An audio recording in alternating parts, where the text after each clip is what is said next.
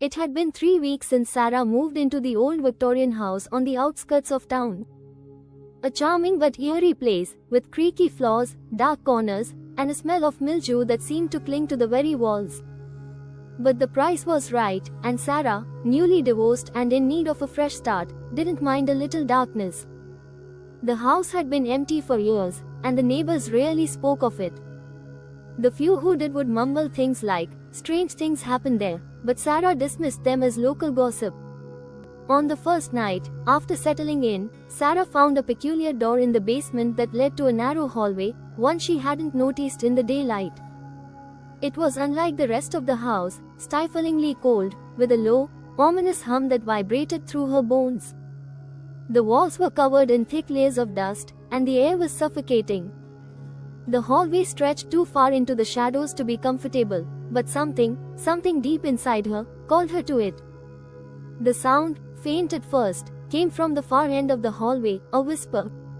Soft, almost imperceptible, like the wind scraping across the walls. But no window was open. No breeze. It wasn't the wind. Curiosity gnawed at her. She took a hesitant step forward. The whispering grew louder, more distinct. "Come closer," her heart raced. The voice sounded wrong, too soft, too raspy, as if it were buried in the earth.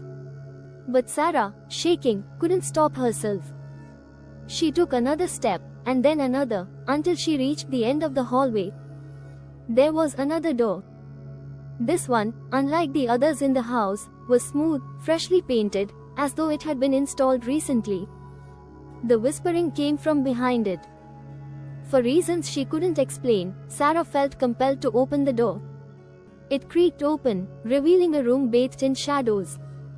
She stepped inside, feeling the walls closing in on her, as if the house were aware of her intrusion. The room was empty.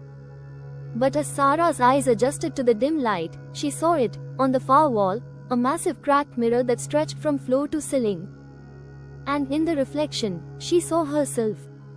But not the Sarah she knew. The woman in the mirror was gaunt, her face pale and drawn with hollow eyes that stared at Sarah with an unnatural intensity. Her lips twisted into a crooked smile, and Sarah's stomach lurched in terror.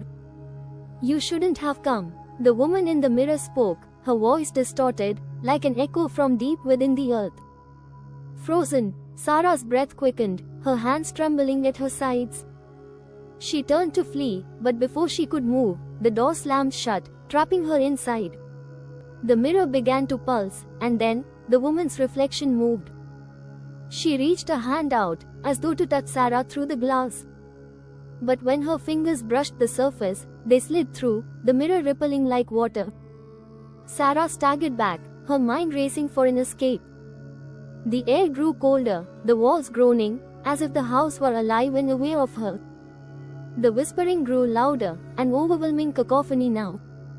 "You are already one of us." Suddenly, a freezing cold hand clamped around Sarah's wrist, pulling her toward the mirror.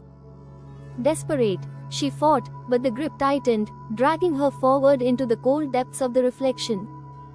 Her last scream was swallowed by the glass.